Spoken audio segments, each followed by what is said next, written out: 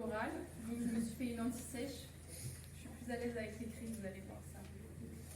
Donc bonsoir à tous. Merci d'être ici ce soir et d'avoir de la curiosité pour mon travail. Je me présente, je m'appelle Camille de Chenay. Normalement je vis à Paris, mais depuis 2 ans je n'y passe que quelques jours par mois. Et en ce moment par exemple, je vis surtout en Corse, où je travaille sur un documentaire qui essaye de comprendre qui sont les entités et les présences qui fabriquent le paysage. Qui fait que le paysage est un paysage. Voilà.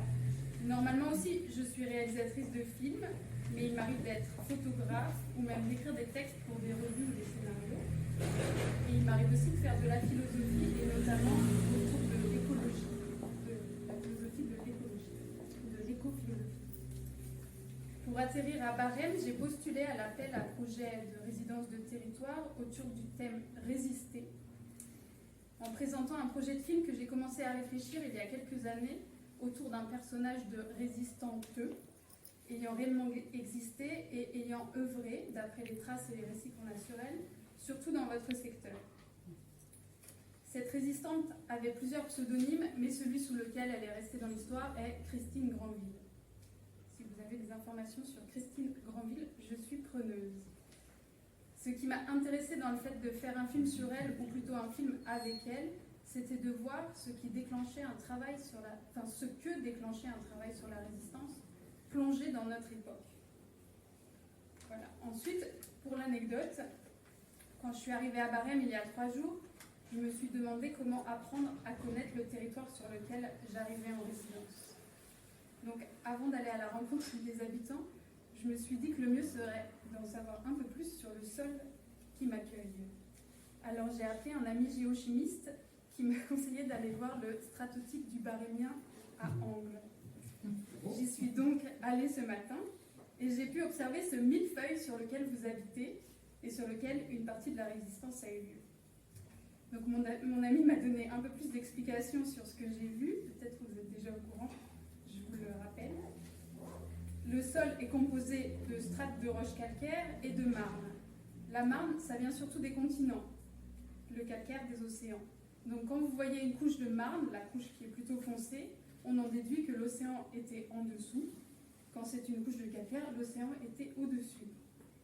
Donc si vous observez les strates, vous pouvez comprendre qu'il y a eu des variations du niveau de l'océan énormes. Et surtout quand on regarde la montagne qui borde le lac de Saint-André-les-Alpes, où là il y a des milliers de strates. Voilà. Mon ami géochimiste a ajouté à son explication, et ça m'a beaucoup touchée, qu'en fait, on a toujours tendance à expliquer le temps comme quelque chose de chronologique, linéaire, comme une flèche du progrès, qui avance sans bifurcation, sans détour. Et pourtant, quand on regarde les strates, et qu'on regarde l'histoire de la Terre, vous allez voir que ça revient sur le film, on voit qu'elle change tout le temps, et que rien ne va droit. Et bien pour le film que j'essaye de travailler, et notamment ici, c'est un peu pareil, rien ne va droit. Il est totalement éparpillé, totalement collectif, c'est comme un réseau de résistance. Il se construit strate par strate et rencontre par rencontre. Donc ce qui m'intéresse dans le fait d'être ici et qu'on pourra partager, c'est de continuer à interroger la résistance, de voir où elle se loge, dans quelles bouches, dans quels interstices, dans quelles histoires, où est Christine Granville par exemple, où est le sentiment de résistance. Et alors, on peut aussi interroger la résistance sous toutes ses coutures, et notamment celle qui devient urgente aujourd'hui, la résistance à la désintégration du monde qui littéralement brûle face au trop-plein d'activité de certains humains. Alors, comment résister aujourd'hui? Comment hériter de la résistance qu'on connaît? J'ouvre la question. Par quel récit? Par quelle mise en lien? Je suis partante pour prendre toutes les bifurcations possibles, pour ne pas aller droit, pour aller à la rencontre de ceux qui ont la mémoire des événements passés, mais aussi de ceux qui réfléchissent les luttes d'aujourd'hui.